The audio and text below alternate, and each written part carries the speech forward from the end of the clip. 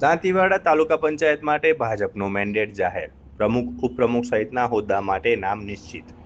બનાસકાંઠા જિલ્લા ભારતીય જનતા પાર્ટી દ્વારા દાંતીવાડા તાલુકા પંચાયતની આવનારી સામાન્ય બેઠકને ધ્યાનમાં રાખી પ્રમુખ ઉપપ્રમુખ સહિતના વિવિધ હોદ્દાઓ માટે સત્તાવાર મેન્ડેટ જાહેર કરવામાં આવ્યો છે।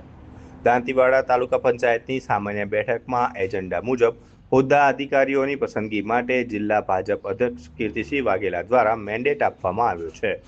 જાહેર કરાયેલા મેન્ડેટ મુજબ પ્રમુખ પદ માટે જશુબા પ્રકાશસિંહ વાઘેલા, ઉપપ્રમુખ પદ માટે વર્ષાબેન પ્રકાશભાઈ ચૌધરી અને કારોબારી ચેરમેન તરીકે કાળુભાઈ કહેરાભાઈ રબારીના નામ નિશ્ચિત કરવામાં આવ્યા છે। જ્યારે પક્ષના નેતા તરીકે હરજીભાઈ માનાભાઈ કટાડ તેમજ દંડક તરીકે વિષ્ણુબા અનારસિંહ વાઘેલાના નામ પર મોહર મારવામાં આવી છે।